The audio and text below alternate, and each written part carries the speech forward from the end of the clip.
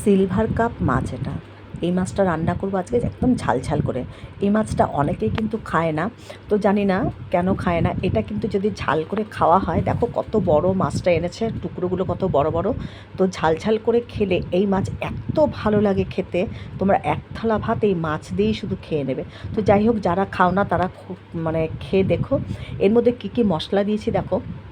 আমি পেঁয়াজ দিয়েছি, কয়েক কোয়া রসুন দিয়েছি, আদা, জিরে, কাঁচা লঙ্কা, ধনে, গোটা ধনে সব দিয়ে একসাথে একটা মিক্সিতে পেস্ট করে নিয়েছি।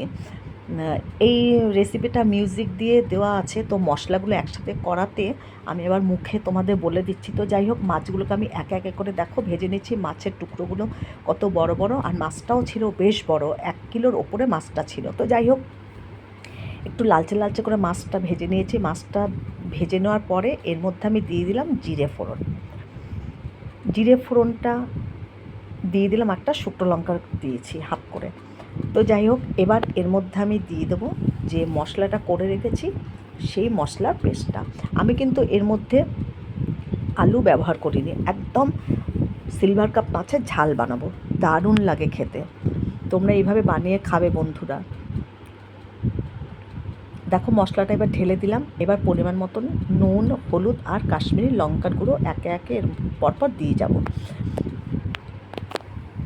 কাশ্মীরি লঙ্কার গুঁড়োটা দিয়ে দিলাম এই কারণেই যে রঙটা কিন্তু খুব ভালো আসে।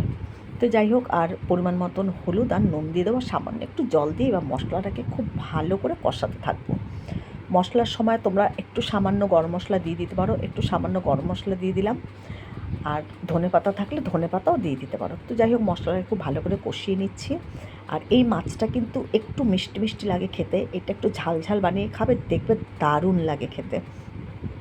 যারা কোনো দিন খাওনি তারা একবার করে খেয়ে দেখো, তারপর আমাকে জানিও যে কেমন লাগে খেতে। তো যাই হোক, ঝাল করে এটাকে মানে বানাবো। তো দেখো মশলা খুব ভালো করে কষিয়ে নিয়েছি। এবার আমি মশলার মধ্যে অল্প জল দিয়ে মশলাটাকে আগে আবারও একটু নাড়াচাড়া করে নরম করে নিচ্ছি মশলাটাকে।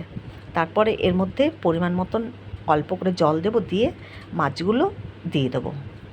তো দেখো পরিমাণ মতন জলটা আমি ঢেলে দিলাম, দেখলে খুব বেশি কিন্তু জল দেইনি। এবার এই ঝোলটা ফুটে উঠলে মাছগুলো সব দিয়ে দেবো। তো দেখো ঝোলটা কিন্তু ফুটে উঠেছে, দেখছো তেলও চারদিক দিয়ে ভেসে উঠেছে। তো যাই হোক, আর বেশিক্ষণ সময় আমার লাগবে না। এবার সব ভেজে রাখা মাছগুলো এর মধ্যে একে একে করে দিয়ে দেবো। দেখো মাথাটা কত বড়, মাথাটাও দিয়ে দিয়েছি। তো যাই হোক, এবার মাছগুলোকে একে একে দিয়ে দিচ্ছি। মাছগুলো দিয়ে দিলে আর একটু সময় ফুটিয়ে নিলেই তোমরা একটু ধনে পাতা দিয়ে নামিয়ে নিতে পারো। তো আমি ধনে পাতা দিইনি, একটু গরম মশলা দিয়েছিলাম। তো যাই হোক, দেখো মাছ কিন্তু আমার হয়ে গেছে। আর 3-4টে আবারও কাঁচা লঙ্কা চেরা দিয়ে দিলাম। এর আগে কিন্তু আমি কাঁচা লঙ্কা আর 2টো শুকনো লঙ্কা পেস্ট করেছিলাম ওই আদা জিরের সঙ্গে। তো যাই হোক, দেখো মাছ কিন্তু আমার একেবারে রেডি হয়ে গেছে। এরকম মাখা অবস্থায় নামিয়ে নিলাম। দারুণ লাগে খেতে। তোমরা বন্ধুরা এইভাবে করে খেয়ে দেখবে এই মাছটা। আর এই মাছ কিনলে একটু বড় দেখে কিনবে, দারুণ লাগবে খেতে।